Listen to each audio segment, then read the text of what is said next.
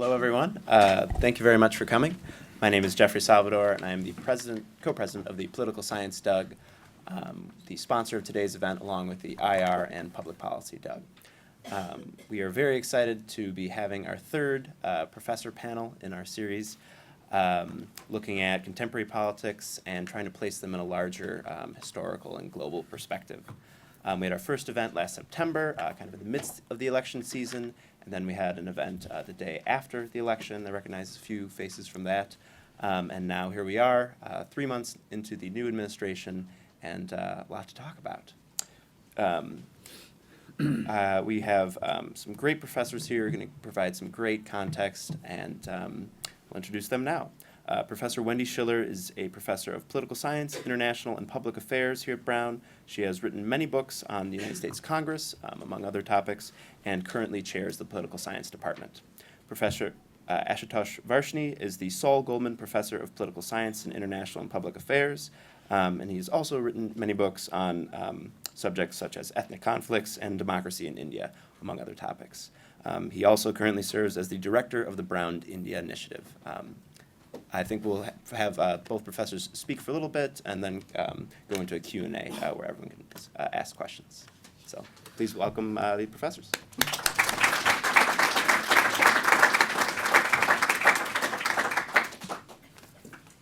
Thank you. I will speak for about 15 minutes. That's the plan. And we'll give you a set of reflections, more conceptually rooted than statistically rooted, though I'll use some statistics when we come to America and China. I am going to concentrate on how to define populism. The title is Rise of Populism. What definitions are available in the literature. Then I'll say something about the consequences of populism or the current rise of populism for international economic and political order. And very briefly, I'll say something about the causes of the rise of populism in different parts of the world. It is not a very developed body of literature, populism, not a very well-researched topic on the whole. There is perhaps more on populism in the United States. Right since the 1850s, we've had waves of populism. Not as much on the other parts of the world, but let's start with the concept itself. What does it mean, populism? 3 points are in order. First, it's a set of ideas or a discourse or a temper. It's not a full-blown ideology like liberalism, socialism, or conservatism. It can go both in the rightist direction as well as the leftist direction. In both directions it can go, and I'll say a bit more about that in a moment. Second, one of the best ways to think about populism is to oppose it to pluralism or liberalism, both of which value dissent and differences of opinion and emphasize institutions and laws that protect minority rights against majority will. Populism equates majority will or majority verdict with popular will, and not only that, it infuses the putative popular will so defined or so presented, with a moral force or a moral crusade. It often calls the opposition immoral or malevolent. It is suspicious of dissent. No liberal politician anywhere in the world would ever call the press the enemy of the people, however critical the press might be. And this, of course, has a reference to what Mr. Trump said a week ago or less than a week ago. But I've lived in America for 36 years now, so while I'm not a specialist in American politics, I, of course, consume a lot of literature on American politics. Anyway, this is a conceptual point, that no liberal politician would ever call the press, however critical the press might be, the enemy of the people.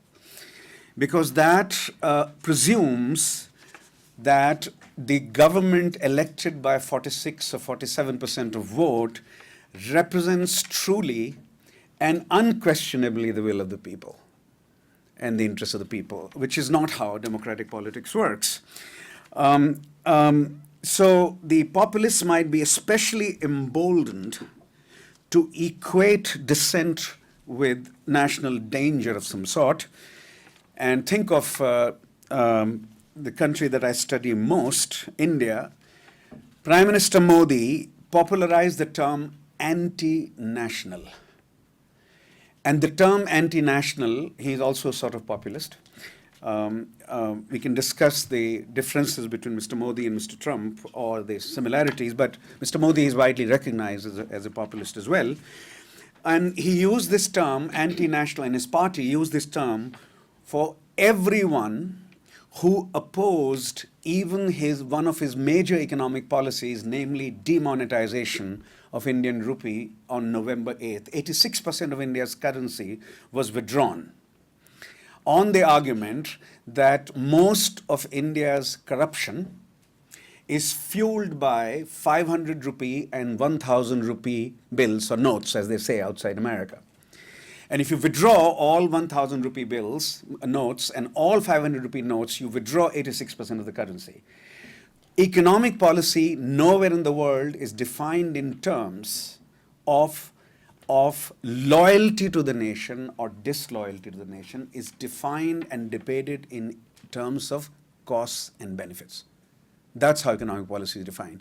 But there, the opposition to demonetization was called anti-national, and it therefore became hard to critique for a lot of people that economic policy. Number three, since populism is not a full-blown ideology, it's a bit like nationalism, a field in which I work, which is not a full-blown ideology, with a set of ideas, a temper, a certain approach to politics, as opposed to a fully developed ideology like socialism or liberalism or conservatism. So if since it's not a full-blown ideology, it can go in the leftist or rightist direction, as I briefly hinted, and I'll give you examples, depending on the context. On the whole, in the developing world, because so much of the population is poor or propertyless, it goes in the leftist direction. And in the richer world, and the examples would be Chavez in Venezuela, most recent, but a lot of Latin American populism has been viewed as leftist in content, with one major exception, which is Fujimori in Peru. That was a rightist populism, but otherwise, Latin American populism in the politics of development, a field in which I work too, is often viewed as leftist in content. Indira Gandhi in India is another example of that. I'll give you some exceptions too, like Fujimori in some other contexts. In richer countries where the size of the poor in the population is small, the populism that does emerge goes in the rightist direction. And it has two dimensions. One, the economic dimension, so it would go normally for small government, less interfering government, less intervening government. That's the economic dimension. And the cultural dimension also is to be noted. There's a great concern in rightist shifts towards populism. With what? With the changing ethnic or racial or social composition of the nation or society, and the belief that a particular ethnic, racial, or religious group constitutes the core of the nation or as we say in the nationalism field, it is the owner of the nation. So I think Wendy will speak in greater detail about this, but there's a book by Roger Smith, a leading scholar of American politics, Civic Ideals, where he talks about two views of America's national identity, one which is rooted in the political ideas of the Declaration of Independence, especially freedom, equality, and republicanism, and the other that is rooted in what he calls the ascriptive superiority of the white of the white race and the Protestant people. So when the Catholics came to America, the Irish, the Italians, and when the Jews came to America, there was a lot of resistance to their absorption as well. The idea that is now being used for Hispanics especially and Muslims. The Protestant Catholic dispute of American history, argues Roger Smith, has more or less disappeared now. So it's not defined in Protestant terms, but certainly the ascriptive white superiority is deeply inscribed in American, in many parts of America, about what American national identity is all about. Now, the next 5 to 7 minutes, briefly on consequences, and very, very brief remark on causes. Now, consequences of the modern day populism can be examined in two ways. First, its consequences, or likely consequences for the liberal economic order. And second, its likely consequences for a liberal political order that we still have in the world. The liberal economic order is defined either in narrow economic terms or slightly larger economic plus ideational terms. Let's just focus on the economic core of the argument. Liberal economic order would be premised upon free movement of commodities, that's trade, free movement of capital, and free movement of labor. Two factors of production, capital and labor. Land cannot freely move, the third factor of production. Two factors of production, capital and labor, and then commodities. You can talk about free movement of technology, free movement of ideas also, but let's just concentrate on the core of this. The consequences for free movement of labor are clear. That's where populism has its strongest focus. Free movement of labor, no. Immigration, free immigration or very liberal immigration policy, no. And that's true all over Europe and not only in America. Free movement of trade can be restricted through an imposition of tariff. So, Mr. Trump argued that 45% tariff would be slapped on Chinese exports to the United States. Chinese exports constitute about 18% to the US, constitute about 18% of all Chinese exports to the world, and that an estimated 20 million people are employed in those industries that export and services that export to the United States.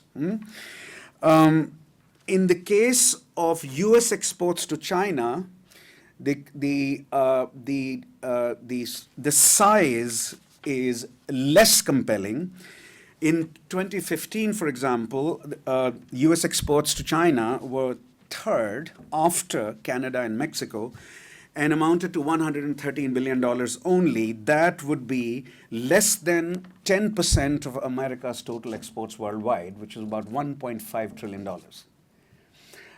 In an economy of about $18 trillion. So overall trade of the United States, imports and exports added together as a proportion of overall GDP touches 20 to 22% roughly. So if a trade war does begin between America and China as a result of heavy tariffs imposed on China, it is clear China would lose more than the United States. The United States would also lose. So this particular aspect of the liberal economic order, trade-based, commodities-based, can be affected seriously by the rise of populism, especially in America, because the dangers to America are smaller than dangers to China. which is the second largest economy today in the world. The GDP of China is about 10.5 trillion. GDP of the United States is about 18 trillion. And so China is the second largest economy in the world today. It can, the harm can go both ways, but greater harm to China can be predicted if at all Mr. Trump delivers on his promises. Free movement of capital, it's not clear what Mr. Trump can do or what populists elsewhere can do. The capital, the way it has organized itself in the last 30 years, is going to be extremely hard to force capital to invest either in home country in a large way. Smaller shifts are possible. It's not clear big shifts are possible. I'm happy to go into the details of this. Last 2 minutes on the causes. A great deal of discussion has taken place on the causes of the rise of populism. Most arguments concentrate on the economic losses suffered by the working classes of Europe and the United States. They've been the losers of globalization, and therefore it's the classes that have lost, working classes especially in Europe and the United States and the richer countries, that are driving this anti-globalizing populism. Now, there is some truth to this, but let's add two more. Let's add 2 more points to make it fuller. It's true, but partly so, not entirely. First, it's not only those hurt by globalization or the countries hurt by globalization that have witnessed the rise of populism, but even in countries that have benefited from globalization. So how one understands populism in China is extremely complicated. I'm not going to engage that question. But India is widely viewed as the second biggest beneficiary of globalization of the last 20 years. Second highest growth rate after China in the last 20 years or so. We have populism there as well. And we have populism in another big beneficiary of globalization, Turkey. A very serious emergence of populism in Turkey. So it's not clear that the relationship between losers and populism is so tight. Secondly, you should also note that at least the exit poll data, and Wendy will correct me if I'm wrong, and Jim Marone is here. Jim will correct me if I'm wrong. It's not. If the argument were that the working classes of United States have rebelled against globalization and have fueled populism, then you'll also have to explain why the black working class and the Hispanic working class did not vote in such large numbers for Mr. Trump. It's not simply the whites that constitute the working class of the United States. Why the Hispanic and black working classes did not support Mr. Trump in such large numbers is to be explained. The point here is that without bringing in the changing racial and ethnic composition of a society of Europe or United States, it will be very hard to understand the rise of populism comprehensively. So let me end that. I have taken 18 minutes. Thank you. Okay. Well, talking to the microphone. Okay, I'm going to set my timer. Reset. Start. Okay, welcome everybody. I am going to build directly on Professor Varshney's comments, particularly in terms of populism. And we may call on Jim Marone for some historical accuracy. But I want to bring us back. I like to think about periods of time in American history that repeat themselves, even though they don't look particularly familiar. And when you think about the 19th century and American politics, and you think about populism and the Populist Party, in addition, working with, or not always on great terms, but a party called the Farmers Alliance. These were parties that were comprised of the very type of demographic that Professor Varshney talked about, mostly Protestant, definitely white, and economically aggrieved. And the message, particularly starting in the 1880s, and an author named Elizabeth Sanders has a really amazing book called The Roots of Reform, which really talk a lot about the rise of this movement. And it wasn't inherently political per se, but it was a collective consciousness of identity. And it was crafted out of social movement, but eventually clever politicians took advantage of it. They're entrepreneurial. They realized that there was power here. There were a lot of people who were aggrieved. And so in different parts of the country, you take that movement, which is essentially with farmers experiencing a drought, prices fell, they couldn't borrow money from the Eastern establishment of Wall Street, and they railed against the creditors and the banks. Very similar rhetoric that you heard from Bernie Sanders in 2016, that they couldn't make the money available, they couldn't buy their seed, they couldn't get credit, and they were going bankrupt. And also going way back to Thomas Jefferson, you know, there was always a sense that there was a moral superiority or a sort of special morality imbued into agriculture, that the agriculture economy was pure, it was clean. You worked with your hands, you tilled land. We had many, many people come to this country and sent them out into the heartland to really grow the country. And there was some moral value, very, very strong moral value in that. It was morally superior to banking and shipping and industrial production, because you worked the land and you either earned money from selling the crops or you fed your family with the crops or both. So there was this sort of combination of morality and moral superiority imbued into agriculture, plus an aggrieved nature of, well, the economic class is not doing us right, and we're American. We are the backbone of America. And that manifests itself in different parts of the country in different ways. So even farmers in California's a bit late to the table in terms of statehood, but California farmers, there's a huge cry against Asian immigrants, particularly Chinese. We get the Chinese Exclusion Act in the 1880s. We get, exactly as Professor Varshney said, in the Midwest and the East Coast, terrible anti-Catholic sentiment. And that Catholic sentiment is rooted in sort of Catholicism per se, first in the Irish, and then in the Italians, and the Polish Catholics that come, and then, of course, Jewish people as well. So you have, in different periods of time, these sentiments that you hear over and over again against the other in American politics, coupled with or protected under the umbrella of economic unfairness.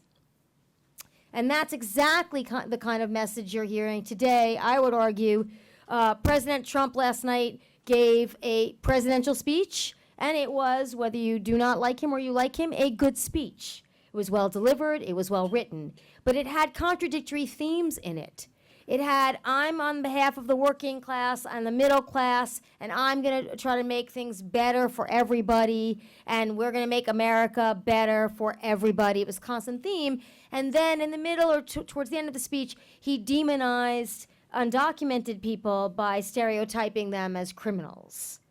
And this is a very classic move in American politics over the last now, 150 years, really, where politicians take advantage of solidarity and this consciousness that seems to grow up by itself organically, but then is grouped together and given voice by a politician seeking office. So you can find it in the 1800s, late 1800s. You can find it in Huey Long, the classic example in Louisiana, and even his brother as well. You can find it in Joe McCarthy, sort of from Wisconsin, a Catholic who goes against communism and those people who are communist. It is not new, and it's not rare in American politics. And I know that one of the things that I think political scientists right now are trying to figure out is, why is it global? We have a pretty good handle on what happens in America that breeds this, but why is it global? And what are the factors that breed it globally? And why is it a threat to democracy? And populism also needs a hero. And very smart, charismatic politicians understand that if they can position themselves as the hero, certainly President Trump positioned himself last night as somebody who was going to come in and clean up the ills, fix the problems, be the champion of those workers who have been left behind in globalization in America. There's no question about that. And he wants to be, and is positioning himself to be, the hero. And what's clever about that, what's smart about that right now, is that Americans, for most of our history, not all, you've had a very partisan press. You've had a free press, a very active press, a very critical press. Our second president, John Adams, enacted 2 different laws, the Alien and then the Sedition Acts. And the Alien and Sedition Acts were designed to really get the people who were criticizing John Adams to be quiet. That's a summary of it. But he put people in jail for that. Literally put people in jail for criticizing government. This has been around a long time. But America likes to be proud of its president. Sooner or later, even after the most contentious elections, America typically rallies around the president. You see this with Bill Clinton even, who got elected with 43% of the vote, and a fairly contentious election, the beginning kernels of very intense polarization. And, even after all of the scandal, after 96, he gets elected fairly easily in 1996, and his approval ratings stay relatively high after that, crossing some party boundaries. George W. Bush, many people claimed that he was elected illegitimately because of the difficulty in counting ballots in Florida, among other places, and the intervention of the Supreme Court. But after 9/11, we come together. We come together and we support the president in his efforts to keep the country safe.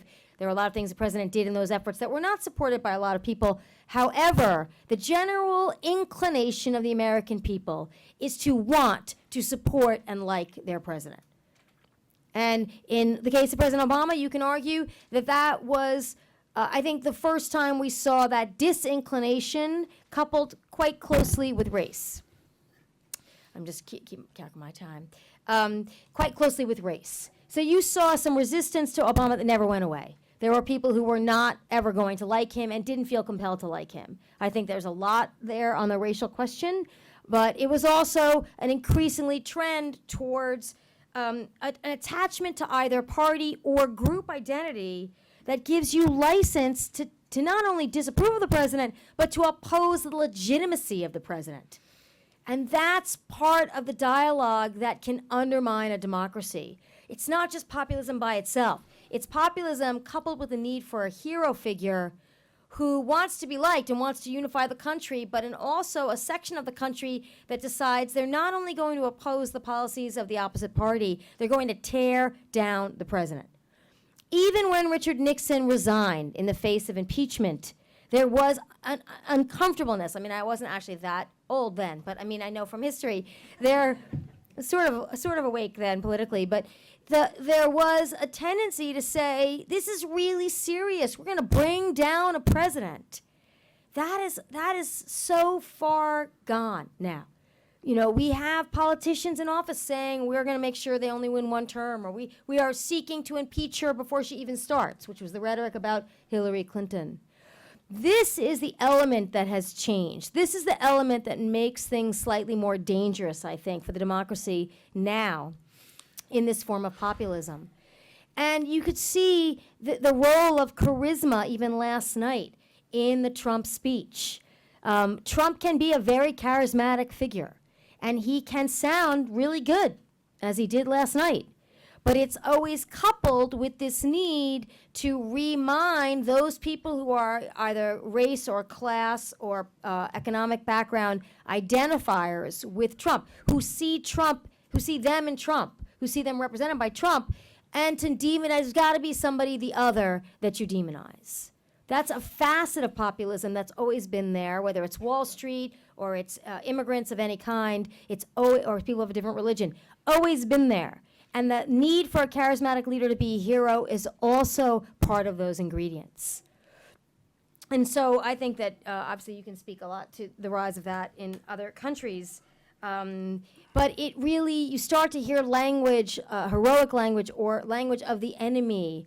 And that kind of language has to be, I think, countered by a return to conversation about policies. What are you trying to do? And why do I oppose the policies that you're espousing? If you look at this talk, if you look at the text, CNN has the whole text online, as I think the New York Times does as well. If you read it and you think about it, it could have been delivered without, I think, the demonization by George W. Bush. It could have been delivered in some ways, except for free trade, by George Herbert Walker Bush. It could have been delivered by Ronald Reagan. It's a very typical, standard Republican speech, except for a few things like paid family and medical leave, and some other comments that he threw in there. But generally, it is a Republican policy speech. So if you are distressed about the tendency towards populism or authoritarianism dressed up as populism, that's important to mobilize against, that's important to protest against, to preserve the democracy.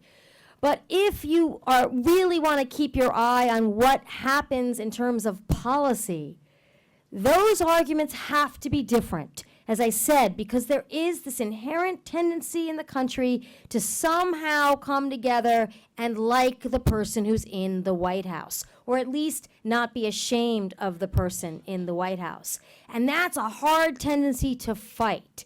And so if you're going up against that, and that's the focus of your energies, I think in a lot of ways you might lose an opportunity to thwart the policies that might come from an administration that you oppose. And we've seen, there's no way of predicting the Trump administration. They've been unpredictable. But you've seen some responsiveness to demonstrations, to legal maneuvers, to the court action. You've seen hesitancy now on the Trump administration's part, let's say, to reinstate the travel ban that they had originally drafted. Now, the speech went well. CNN declares Trump presidential. 70% of America said the speech was good. Trump being, and his advisors being aware of the mastery of the image of a populist hero, you don't want to step on that message. You don't want to do anything today that reminds people that you have these authoritarian or discriminatory tendencies. So the president held off today, promised that they would introduce the ban again today, did not. It's unclear when it will come. So paying attention to the extent to which the Trump camp responds effectively to bad press, demonizing the press on the one hand, but not stepping on the message of good press from the same press corps, by the way. It's important for people to understand this is, if you are interested in opposing this presidency, it's a two-pronged fight. And trying to fight that fight of Americans' inclination to sort of give the guy a chance, be proud of the president, the election's over, that is an uphill battle moving forward. Whereas fighting piece by piece the policies that are proposed by the president that you oppose on grounds of discrimination or inequity or unfairness, I think that is where I think a lot of activists have to start looking in order to actually get public opinion on your side, because people can say they want to give Trump a chance and they like the President of the United States, but not approve of a lot of the policies they want to enact. And that's where you have to tap that reservoir of potential opposition. As you've seen with Obamacare repeal and replace, I have 50 seconds left, Obamacare repeal and replace, and when you've seen with that is that motion begets motion. Protest begets protest. Now Marco Rubio can't even have his office in Tampa where it is because the landlord won't renew the lease because he doesn't want protests on the property. That's progress. If you're thinking about getting Congress to listen to you, the Republicans were made to feel quite uncomfortable at their town meetings. Why? Because the protesters looked just like them. They were Republicans voting for them, saying, we oppose one of these major policies that you're trying to enact. That's a group of people that if you want to thwart or stop or modify Trump policies, you have got to try to get on your side. So I think I'll leave it at that, but I wanted to just really have people looking at these two pathways now, not just one, but two pathways whereby you can become engaged and have your voice heard in this democracy. So I think we'll open it up for questions. I think, or do we? I'd like to possibly just invite Jim Marone if you want to add to the conversation, say a few words, or. I'll ask you guys a couple of questions. Okay. So Great. that gets me the first question. Thank you for calling on me. Well, first, Wendy, to you, there's a very interesting conversation that you spoke directly to, but I'd love to hear you draw it out. There's one view of Trump as fundamentally challenging the Ronald Reagan coalition within the Republican Party. As you pointed out, last night it seemed like he went over. That speech, as you rightly say, could have been given by Ronald Reagan. Could you think a little bit more broadly about these two Trumps? The Trump who wants to remake the Republican Party, and the Trump who really is the sort of classic Republican. As long as I've got this, I'm going to just one to Ashu. Ashu, as you look across populist movements, I wonder if you'd address, and if you said this, I'm sorry if I missed it, the breakdown of governance. That's part of what's happening in the United States, that government isn't working. It's part of what appears to be happening in France, but perhaps not in other countries. So would you look across the spectrum? And finally, I'll just make one final comment, and that is the great tension between, on the one hand, talking about policies, which makes us, we political scientists, happy, and the deep gut culture clash. And that's part of what these two prongs you're talking about, and we shouldn't lose sight of this. We talk policy, but the world is voting in terms of culture. This person isn't me. And that, I think, just a quick comment at the end, that's really leading to this huge gap. It's hard. You can't split differences in culture the way you can in policy. So toss that back to you. Well, those are excellent questions. Tempted to ask you to answer them, but I'll try to answer them. I think what Donald Trump's camp thinks, and I think rightly so, is this was an incredibly close election. He barely won. He won with, all told, about 110,000 votes across 3 states. They know that unless they solidify this coalition and keep those Rust Belt states, they're not going to win again. So, and I also think his rhetoric on free trade is one of the things that's actually based in fact, in terms of the impact on a lot of people in the country. So he's not skating on thin ice on that rhetoric. The question is, Republicans have always been supported by big business, which is bigger and more globalized than ever. And at some point, those two views will come into direct contact and clash, and the venue and forum for that is the Congress. So the Republican Party has majority control in the House and Senate. They're up first. They're up in 2018, and they rely heavily on corporate contributions. If they sense that Trump is really going in a protectionist direction, they will put enormous pressure on the Republicans in Congress to fight him, which will dilute the message. It will force, Trump will look ineffective. He won't be able to help the people he's trying to help. The question is, does he use literally a grassroots, outside the Beltway campaign and go toe-to-toe with the GOP leadership and say, I'm the new Republican Party, you have to go with me? We don't know what he'll have to do because they're not doing anything for at least a year probably on these kinds of issues. His tax plan, if anybody reads that tax plan, it's not a typical Republican tax plan. Yes, it cuts the top rate. It also removes the exemption for carried interest, which is hugely important to some fairly wealthy Wall Street players. It also eliminates the mortgage deduction for high-priced houses or caps it. It's not traditional Republican. So the big venue for these clashes will come in the Congress. And it looks like Trump really wants to get things done that he can claim credit for, that are easily identified. And I see him literally going out into the hinterland and taking, ironically, probably Newt Gingrich with him, the architect of the contract with America, and saying, if these guys won't vote for what I want, let's primary them and get people in who will, sort of like the Tea Party. I can see that happening. When you elect a president, and this I think we can totally agree on, who is not beholden to the party establishment or the interest groups that are the top tier of the party establishment, that is a very dodgy situation for party unity because he owes them nothing. Do you want to take the next question? I'll take the next question, then I have something to say on this, and I wanted your thoughts. Jim, the 2 points that you've raised about breakdown of governance and a deep cultural anxiety, right?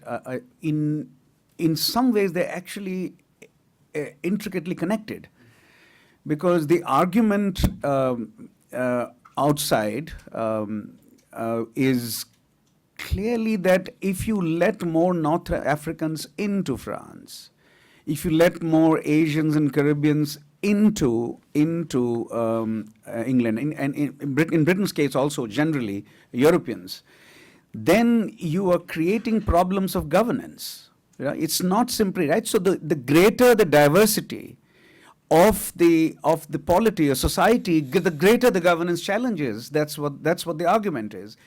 And in some cases, the argument also becomes the greater the security challenges, because their loyalty to Parisian France, or their loyalty to what Englishness means, or the loyalty of Muslims to what India means, which is defined by Mr. Modi as Hindu-centric, that there's one community that owns primarily or entirely the nation, right? That community is threatened by the arrival of or by more liberal policies towards minorities, especially if the minorities, their loyalty is in question, right? So you get those two dimensions that you call attention to, I think, are connected in the political discourse, sometimes openly articulated as such, and sometimes not openly articulated but perceived to be connected, right? But on the question of the wonderful discussion that Jim and Wendy started about what he would do on trade, and etc. So if we think of globalization as consisting of, economically speaking, is consisting of free movement of labor, free movement of capital, and free movement of commodities, that is trade, capital, and labor, where would he have to make most of the compromises if he has to carry Congress with him?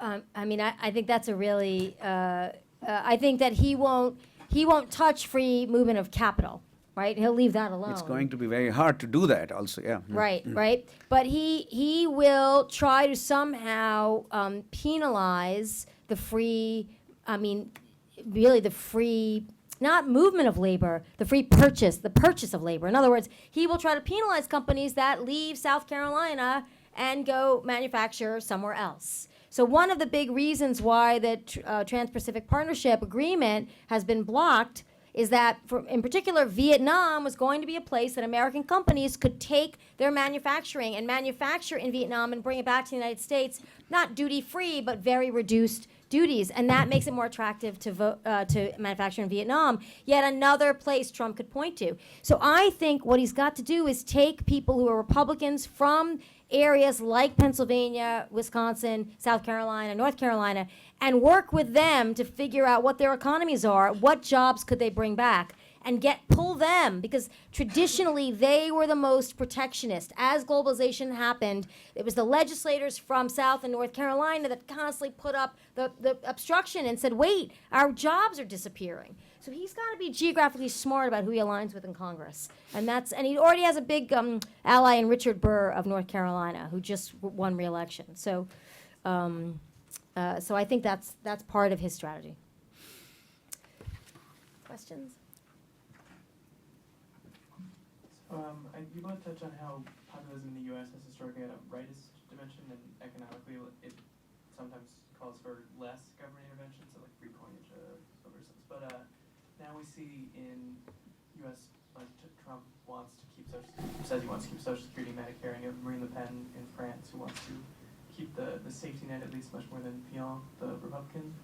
So what do you think is responsible for the less anti-social program or less anti-government spending version of populism we see now? Well, populism, I wouldn't say that the free coinage, the free silver movement was, no, you're raising a really important point, I think, in two ways. The free silver movement, part of that was, I don't want the East Coast dominated establishment government to tell us what to do. And second, is that all of these Western states that are coming into the Union in the late 19th century, a lot of them have silver. And so economically, it makes perfect sense for them to want silver to be a currency. I mean, it's a very economic argument. And they become no longer Republican, but free silver or independent silver or silver Republicans. I mean, there's all sorts of variations on that. So that points to a really important thing about America that is also true, I think you could argue, of India and other really large countries. We are so geographically different. And these differences start in the beginning when we're formed as the United States of America and still persist. And they have economic differences, cultural, educational, religious. Our states are different from one another. And the idea that there is this one sort of expectation of how you view what America is, I think, has never been particularly accurate. So populism wants to hook onto it, but only really for a particular type of American that's located in a lot of these places. The Medicare Social Security issue is a very interesting one. The Republican Party benefits from disproportionate support among people over the age of 65. So about 56% of people over the age of 65 vote Republican, a little bit higher. These are people who get Medicare and Social Security. And so, the Republicans, it's not in their interest to change this. It's ideologically driven by some people in the party that don't like entitlements.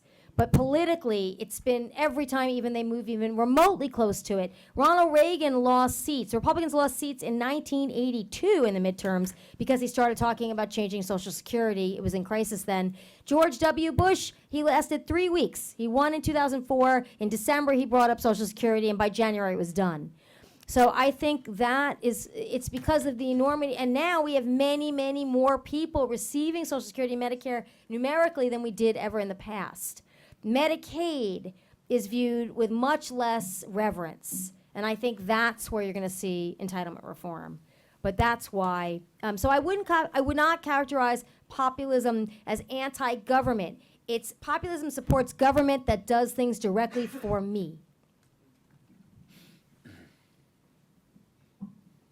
So you were talking about the difference between leftist and rightist populism, and I was wondering why in richer countries do you think that there's this populism driven by the middle class rather than by the poor, and how that plays into the development of populist governments? Well, the electoral logic of that is very clear in the literature on populism. The share of the poor in a democracy like India or a democracy like Venezuela, the sheer demographic weight is so high that that democratic politicians, if they go in the populist direction, would like to mobilize that constituency or would be fueled by the desires and anxieties of that constituency. The share of the poor in the demographic weight or the electoral weight of the poor in richer democracies is very different. It's very, very different. It's much smaller.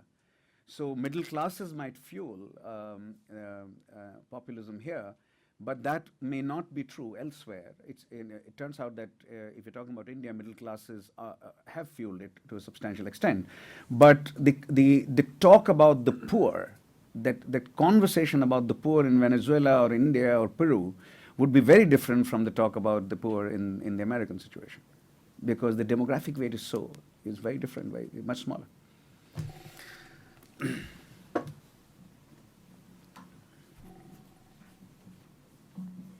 Something that you raised in your first comments, Wendy, was the contradiction in President Trump's speech yesterday. Professor Morone also talked about the two Trumps team. I'm Turkish. We have 15 years on America when it comes to populism. Something that's very interesting to me, both in the campaign and now, is that when Hillary Clinton was running, the public position versus private position comment really helped to sink her. Donald Trump has diametrically opposed positions on virtually every important issue, and no one seems to care. So at the end of the day, populism seems to be as much about the people and what they choose to care about as everything else. So how is that perceptive field going to change? Because unless the perception changes, unless people come to realize, hey, Donald Trump is talking about 10% hike in the military budget, but he's at the same time talking about helping the middle class, how is this contradiction going to play out? No one seems to realize that now, and unless they do, those contradictions are going to serve Donald Trump in a way that they helped Hillary Clinton sink. How is that paradigm shift going to happen? Well, I think that that one of the other things you're pointing out is that one person had a track record and was very much identified with a particular ideology associated with the Democratic Party, and the other person had no government track record, none, and was not perceived to be ideological. And not only that, was opposed by those that were perceived to be ideological in the party. I mean, having the juxtaposition of Ted Cruz, who's as about ideological as you're going to get, and anti-Trump, then you say to yourself, oh, this guy he can be all over the place, and I like that because he's not ideological. So he's not one of them. And I think that worked really well for him. And I think he isn't ideological, because ideology requires a cohesive, coherent set of beliefs over a set of policy positions. And I don't think he, frankly, at this point knows enough to do that, which makes him flexible. It's a very effective, flexible tool. The second thing is getting back to also Professor Marone's work that he's published on. There is a certain, and your middle class comment, there's a certain way in which a sector of society likes to think that they deserve things. They worked for it. So, you'll talk to somebody who receives Medicare and say, I worked for that. I paid for that. Well, there's no way actually that they paid for Medicare coverage. Our taxes on Medicare are way too small. But they believe they deserve it. There's a whole nation, extent to which the middle class are deserving, but the poor in some ways are not. This was a big theme in the 2012 campaign, Romney-Obama. And that's an enormously unfortunate way of thinking about things, but it plays into Trump's appeal to people across party or ideological lines. He's saying, you work hard and I see you. And these are people who believe in the last 8 years or 10 years or 15 years that they are invisible, that they aren't seen. And that's what he's doing. Will they stand for 4 years of no results whatsoever? I doubt it. But you're right. I think the ideological contradictions are not going to bother them. It will be really about results. We don't. We'll have a talk next year about the midterms. Too far away. One comment on, as I said in the beginning, the literature on populism is very clear that it's not a full-blown ideology. It's a set of ideas, it's a discourse, but not a full-blown ideology. It somehow wishes to convince you and believes that it represents the true will of the people, and it infuses that particular position with a moral fervor and crusade, right? And begins to talk about dissenters as malevolent, as disloyal to the nation, hurting the nation, etc. So you get no scholar of populism, and you're of course more familiar with the scholars of populism in America, but elsewhere also, no scholar of populism argued that it's a full-blown ideology. It's a thin set of ideas, or sometimes it's called thin-centered ideology versus thick-centered ideology. It's a thin-centered ideology, if you want to use the term ideology. But it's a set of ideas, a temper, a disposition, rather than a full-blown set of arguments connected to each other. I'm wondering if you consider the Bernie Sanders campaign to be a left-wing populist movement, and why or why not? And if you do, if there are any other examples of times or other places where there's been both a sort of right-wing intense right-wing populist feeling and a left-wing populist feeling at the same time. Jim's speaking. Jim, what are you speaking? Well, the 1930s is a Yeah. great example, Right. where you had Huey Long with a very strong right wing, in fact, pushing for Social Security. Sorry. The 1930s would be the obvious example. And I think it's really important in your question to remember there is both left and right wing populism, although sometimes it's hard to tell them apart. But my favorite example would be Huey Long, who very much feared Roosevelt running on his right, and lots of labor and other socialist movements on his left with populism on both sides, both of them shaping the Roosevelt administrations. And the way, I hate to say this, I'll probably be struck by the gods of politics for saying this, but the way Trump is beginning to morph looks a little bit like Roosevelt, who, just in that sense of morphing all the time. Roosevelt also was not ideological when he was taking things from different populist movements. So, in a very strange way, and please, if there's anybody from the press, don't quote this, because it sounds so weird. But in both cases, very flexible presidents drawing from all sides. One we love, the other we don't. And just to point on and the whole nature of white populism in the 1930s, that combination of sort of social programs and delivering for them, plus demonizing African Americans and pitting poor whites against poor blacks. The best single book on this, I think, is with all due respect to Ira and Suzanne Meltler, V.O. Key, Southern Politics and State and Nation. It's a very big, thick book. But it really documents in 13 southern states how all these populist movements actually gained so much strength by doing that, by pitting one group against the other and using liberal social policy as the carrot, but then also making sure that when things went wrong, they had somebody else to blame. Do I think Bernie Sanders was a populist?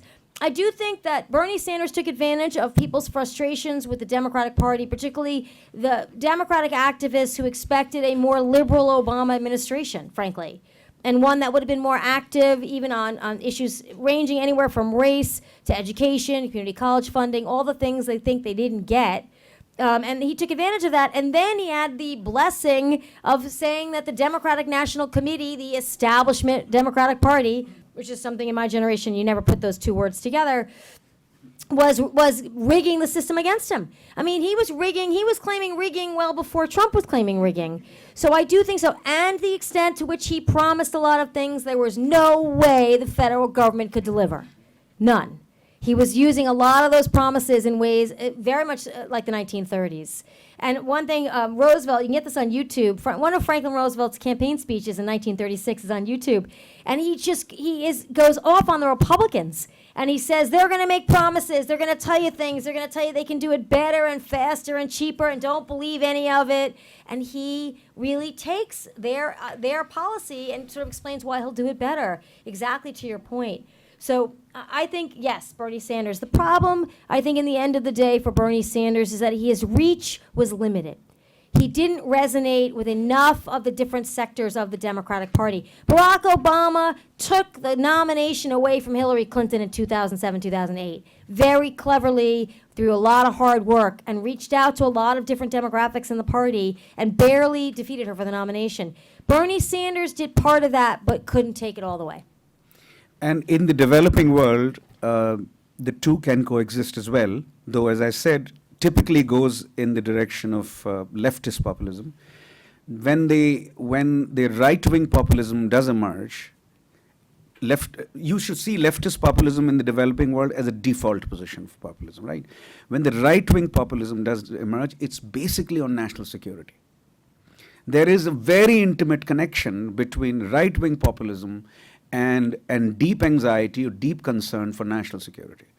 And those forces sometimes are together, right? In the same party you could get them. And BJP combines the two. It combines the two quite effectively.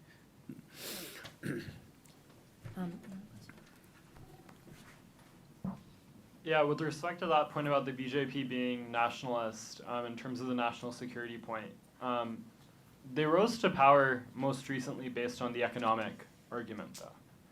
So where is it that you kind of see the differentiation between the right being more national security oriented versus economically oriented? And why do you kind of make that argument? No, it's certainly the reason for their victory was not national security. That is true. You're right. They came up with an economic argument. This economic argument was not a very right-wing argument. The economic argument was couched in terms of welfare for the masses, right?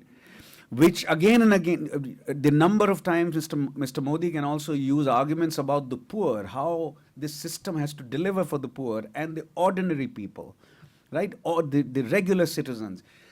People like him who used to sell tea when they were teenagers at train stations. Now they rose to the highest summits of Indian polity. Now, so the argument about the poor and the ordinary citizen never disappeared economically, right? And that was, the election was won on the basis of an argument about development and governance. However, national security very soon got added when they came to power. And it's not clear they can deliver on the economic program. But the popularity of Mr. Modi remains because he's seen as very, very strong on national security. Very, very strong on national security. I do also want to talk about this sort of right-wing national security demonizing people as a threat, and part of that as a tool for populist leaders, if you consider Trump a populist. But at the same time that I've argued that there is an inclination to want to come and support the president, just generally that happens, there is also what we've seen in the last 6 weeks or 8 weeks or even, a couple of months, is actually, I would think, even to Jim's work, Tocquevillian, in the sense that Americans will rally around a cause against discrimination, for example, or when some tragedy strikes, like the horrible shooting in Kansas last week. You will see average Americans of all backgrounds coming to help, coming to aid, denouncing it. We had in Jewish cemeteries, we had headstones toppled, we had people come and spontaneously reset them or try to reset them. In the visa ban, you had on a Friday night people who were immigration lawyers or just lawyers get on the subways and go out to the airports just spontaneously to be helpful. The disconnect, I think, between the perception of a Trump voter or a populist Trump person and what people in America are inclined to do is, I think, the role of the government. I think a lot of people believe in a lot of the values that they want to be proud of as Americans too, which is not discrimination, which is not violence against the other, but they don't necessarily want to be told that they ought to believe that or told how to do that. And that is, I think, the disconnect between the dismissal of all the, 61 million people voted for Donald Trump. You cannot broad stroke 61 million people. So in that, I think those that would oppose Trump, I think, unlike what Hillary Clinton said about the people who supported Trump, which was a bit of a campaign mistake, I would argue, you can't dismiss everybody because people have different conceptions about where that community is supposed to come from and what that community looks like. And you will find in some of these communities surprised that they're stereotyped the way they are. They can hold bias, but it may not be supporting a governmental-driven bias. It may be their own personal biases, which is not to say they're okay. But pay attention to that, because you're seeing communities that are very white, frankly, coming together in times of difficulty to fight the kind of bias and intolerance that we're seeing, but not because government is telling them it's wrong, but because they view it to be wrong on an individual level. So I think it's important to see that, particularly in parts of the country that, that are not the East Coast, and recognize it for that other tendency in America, which is to want to be proud of what America stands for, and that reaction. And I think, to Jim's point about the culture clashing, I think if you take away the role of the government as the big divider, you would find, I think, considerably more common ground amongst a lot of people. And I think that's a conversation that's coming for the Democrats and the Republicans, because there will be rollback of government. And if that rollback does not significantly hurt the majority of people who vote in 2018, that rollback's going to stick. And the question for people who care about government programs is there any common ground there? Is there any way in which you could see private-public partnerships taking the role or taking the place of government? I don't know. I'm just saying that could come. Wendy, this raises a question. So if we follow the Roger Smith kind of argument, that there are basically two different ways to, historically there have been two different ways of defining America. One is very Tocquevillian, as you argued, where it's not that to support the Muslims that are being excluded, only Muslims came out. No, white people came out. All kinds of people came out. Immigration lawyers who were white just went to Logan Airport and started helping them, or to New York Airport, or when I started helping them. So that's very Tocquevillian. But he also argues that repeatedly you had what he has come to call ascriptive white superiority. Mm-hmm. Right. And so the immigration ban, well, you didn't like it. I didn't like it, of course, and many other white people didn't like it. But how popular was it in Middle America? What do we know about that? Well, the only thing is anecdotal, and maybe Chicago doesn't count as Middle America. Chicago doesn't count. I mean, Illinois doesn't voted, count? yeah, well, doesn't. We'll have to take it out, yeah. I don't know if we have to take it and out. Colorado won't count, right? They'll have to take it out, no? I don't think so. I mean, I think, I don't know, Jim and I both went to school in Chicago. I don't think we can take it out. My sister came back from a flight, and she was on Turkish Airlines, and she was on a flight with a lot of people who were of different faith, different diversity, a very diverse flight. They got out, and 3/4 of that plane went through the line for American passport holders. 3/4 of that line. And she said at that moment, the other quarter went through the other line. It didn't take them that long. So she doesn't know what was happening with Homeland Security that night. But the point is, then they all got out, and there were all these people there cheering with signs saying, welcome, we welcome you. And she looked around and thought, okay, I'm born and bred here, but thanks for the welcome. And she realized that everybody behind her was born and bred here, and thanks for the welcome. So that's not Pollyannish. What it is a point to the other thing that will affect this white superiority, which is demographics.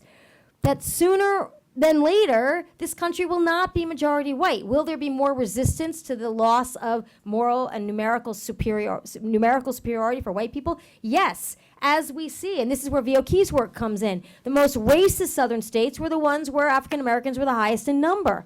So America's changed already, and America's going to continue to change quite a bit. That's happening.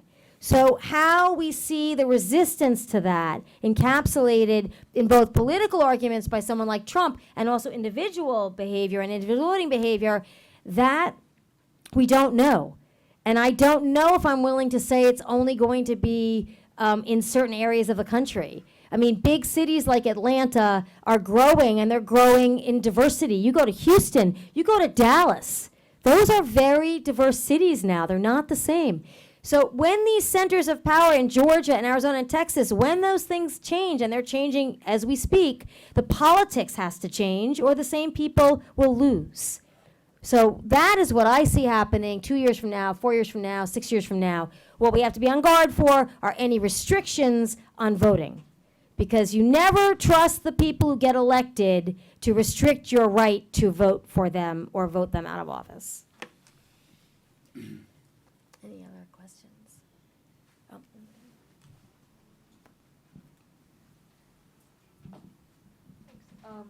So you guys both talked about how the demonization of the other is a really big part of populism. So I was wondering, as it relates to America and outside of America, what do you think is the best way to kind of address that tension and fear? And what is the best way to possibly bring together the owners, as you said, and the other in order to kind of create a mutual understanding? Have ideas, Asha?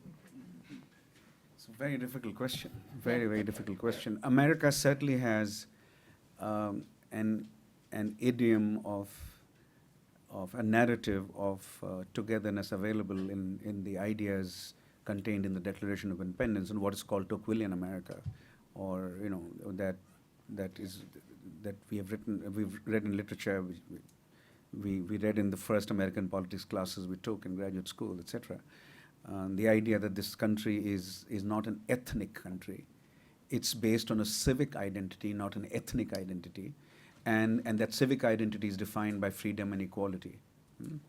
Now, that's certainly one view. So that narrative is strong, is available. It explains the behavior of those white immigration lawyers that went to Logan Airport to help out anyone, right? That's true, right? And if you want to think about France, Stanley Hoffman, who died last year, had a very famous article about two conceptions of French identity. One which is very American in some ways, which comes from the French Revolution, and which is built upon certain political ideas. Another, what he called the quasi-ethnic conception of France, according to which Jews couldn't be French, Muslims couldn't be French, right? So, but there was narrative available from the French Revolution and its ideas which could be used. In India, the country where I do quite a lot of work, most of my work, the Constitution gives you a narrative. The Constitution says everybody belongs to this nation. No religion has superiority. No particular ethnic group has superiority. All are equal owners of the nation. So that constitutional narrative is available, which can be used. It's weaker right now than it has been, because the idea that Hindus own the nation or India is Hindu-centric is very similar to the idea that America is white-centric or whites own the nation.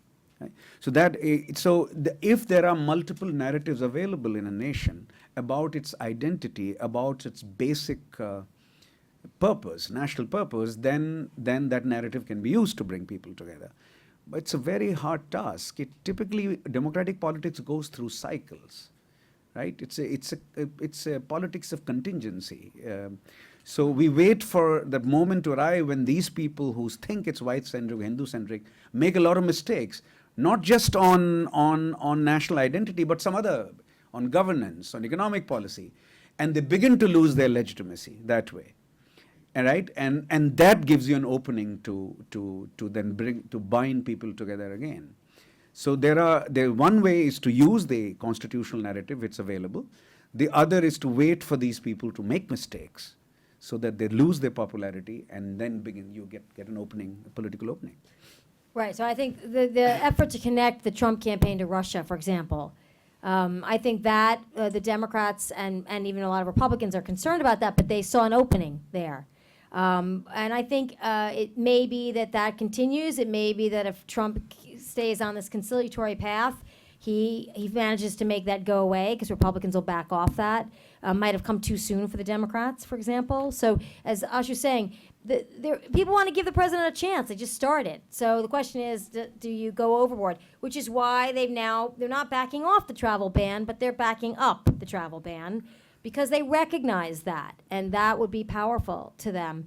What do you do? I think when you see discrimination against a particular class of people based on ethnicity or religion, like the demonization, I think, of undocumented, particularly those people that Trump calls out from Mexico, and Muslims, I think you have to stand up against it every single time. I think you can't ever let go. You can't ever not speak up against it.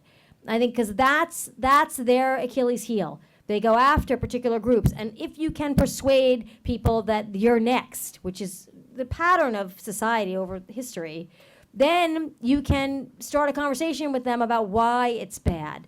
And I think that's really important. So I would not defriend your uncle or your aunt or your friend from high school who's a Trump supporter if you're not a Trump supporter on Facebook.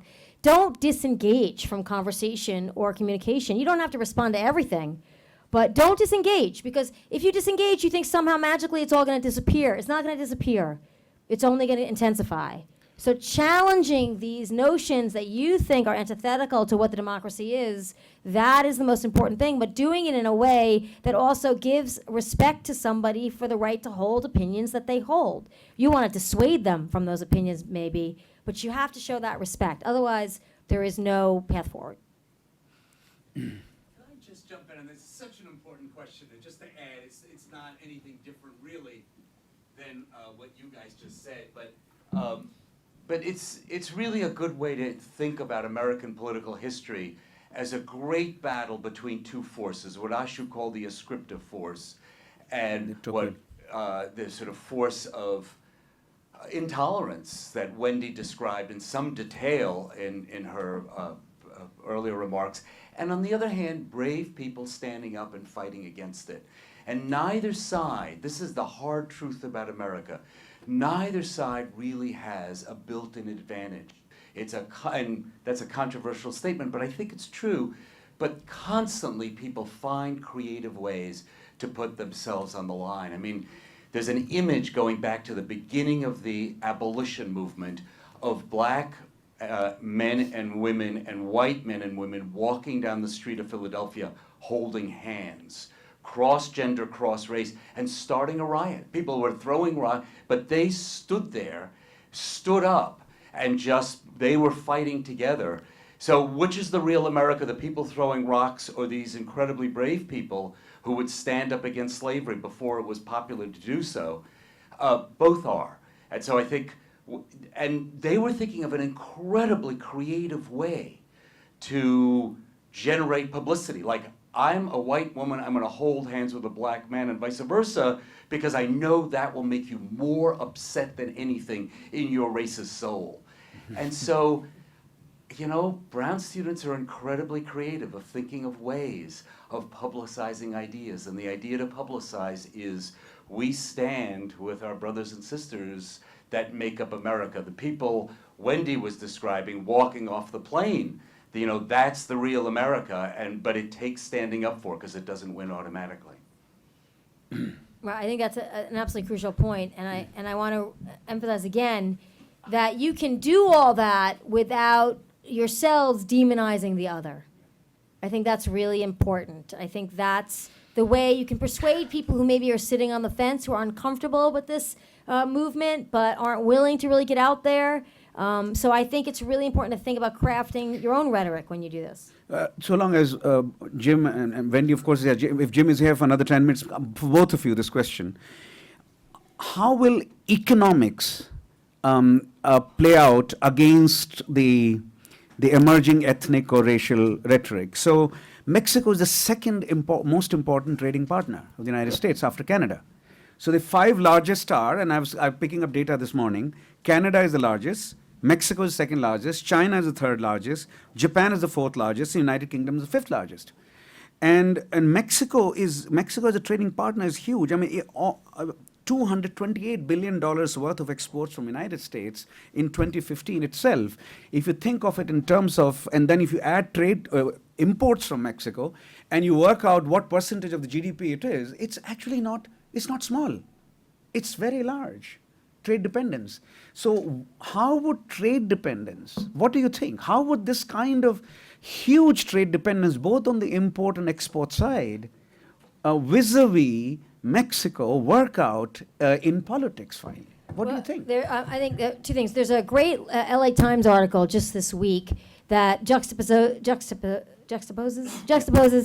a laid-off factory worker from Warren, Ohio, in what used to be General Motors, but Delphi auto parts plant, and a woman who's working for $1 an hour in the plant that they built in Mexico, and her family. And it's an amazing side-by-side story. But the president of the company, Delphi, said, if you slap a 20% import tariff on Mexico, I lay off 1,000 people in Detroit tomorrow. That's what happens, because there's a supply chain, and our provost, Rick Locke, is a well-known expert on international supply chains and labor practices. And he said, immediately I lay them off, because immediately, the next day. So what will happen is Congress will say no. The president can try to slap a temporary tariff on, but it's really... Through an executive order. Yeah, but it's really tricky. Ultimately, legislation has to be brought in. Tariff, you'll take them to court, because a tariff is a tax, and only Congress can initiate taxes. So you can do it in retaliatory measures if somebody's doing unfair trade practices, but generally you can't really do it. So he needs Congress, and here's the problem. So that ripple effect affects a lot of Republican districts across the country, but especially the southern border. The southern border that's worried about immigration also does a tremendous amount of trade with Mexico, particularly in agriculture. So what you're going to have is a lot of workers along the southern border, and most of those, except for New Mexico and a little bit of Arizona, are Republicans. So that would cause an immediate negative impact economically in those districts and those states. And I think when that happens, especially given that it could happen well before the midterms, there's a rollback immediately. So I think it's unrealistic to think that he'll even do this 20% tariff. I think he's blustering. And besides, the real conflating the Mexican economic relationship with undocumented immigration is a problem for Trump. Because you go after one, you can claim credit, but you go after the other and the economy blows up, then you lose support for the first.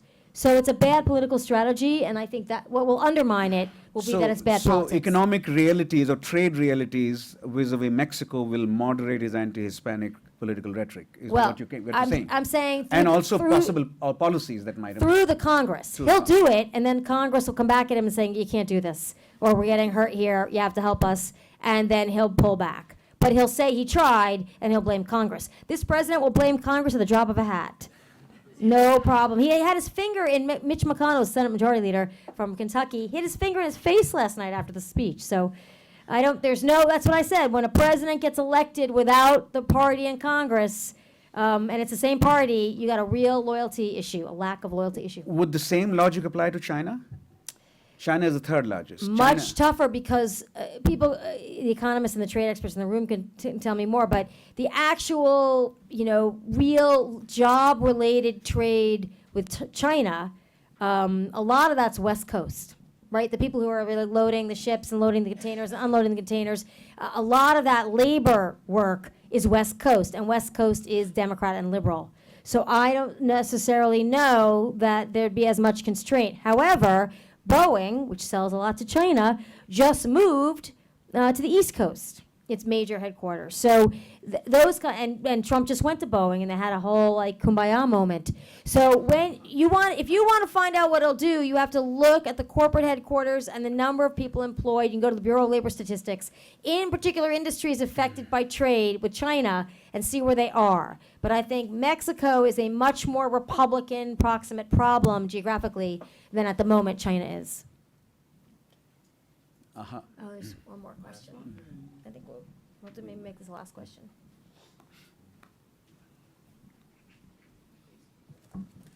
How do you think the effect of the crackdown on journalism in the United States might play in here? Is there a fear that people who will be affected by Trump's policies might have the signals sent from government distorted by the journalism that they receive? That is a huge question. And I'm interested, actually, if you could comment on this on India. I'll go really quickly. Here's the irony. A lot of independently wealthy people own major media outlets now. It's not just Rupert Murdoch anymore in the game. It's Jeff Bezos, the owner of Amazon. And he has put a tremendous amount of money into the Washington Post, and it's become a real, vibrant, investigatory newspaper. The Sulzbergers who own the New York Times aren't going broke anytime soon.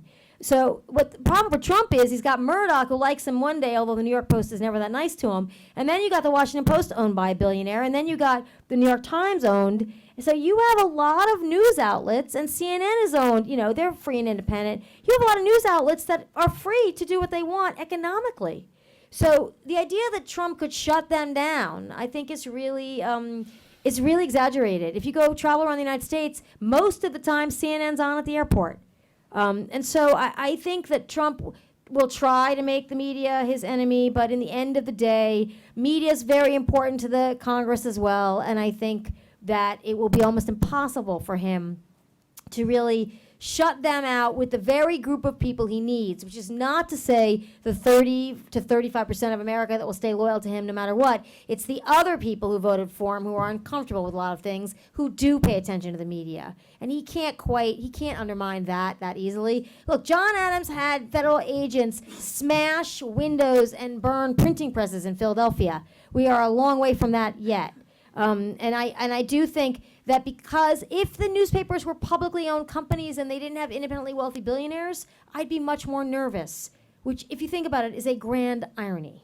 Yes. You want to talk about the press? The and Indian press is much more vulnerable to the threats that might come implicit or explicit from the highest elected office, Prime Minister's office.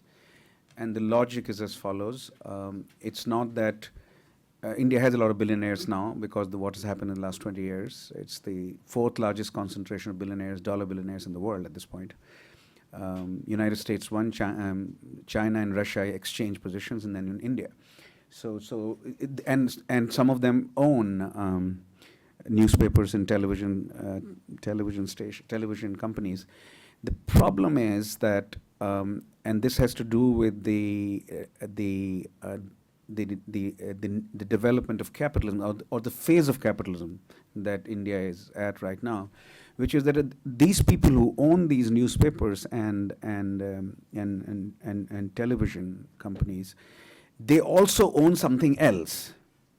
So it could be oil, it could be telecom, it could be steel, and if they're involved in particular in natural resources or real estate, then they're wherever land and mines are included, the power of government to deny them profits or to hurt them badly, the power of the government is beyond doubt.